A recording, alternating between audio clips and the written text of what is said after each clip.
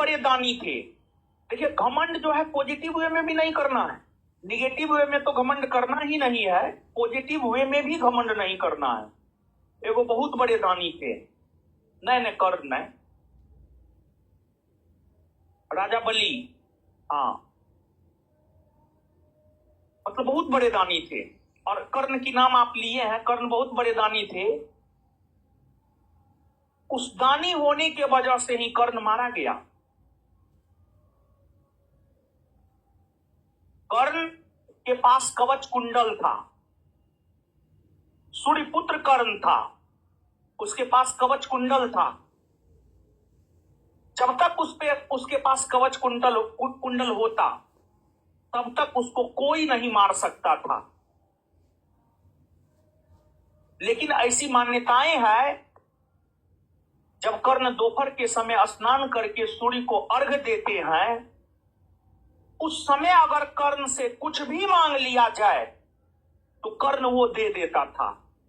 भगवान कृष्ण यही चाल खेले, मतलब उनसे कवच कुंडल लेने के लिए जो है, दोपहर के समय स्नान करने के बाद जब कर्ण सूर्य को अर्घ दे रहे थे, उसी दौरान जो है उनसे कवच कुंडल मांग लिया गया और फिर कर्ण कवच कुंडल दे दिए, जिस वजह से कर्ण मारे गए। अगर वो कवच कुंडल नहीं देते तो उनको मारने की शक्ति किसी में नहीं थी। तो मतलब यहां भी दानी बनना है, लेकिन उतना ही दानी बनना है जिसमें अपना सुरक्षित रहे, ज्यादा दानी भी नहीं बनना है। समझ गए ना?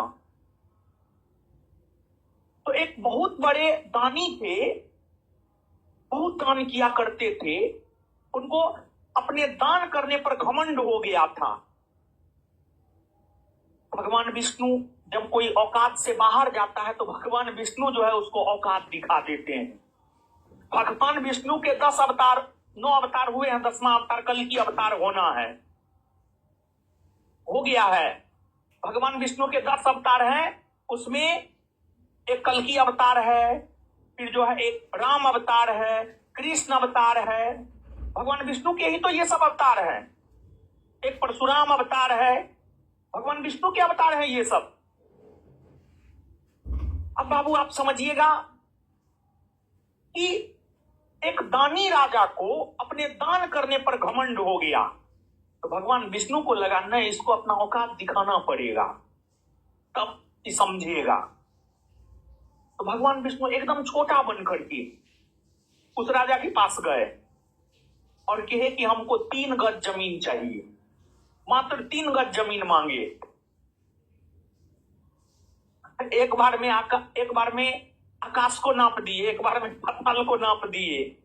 तो उस राजा का भी जो है घमंड चूर चूर हो गया।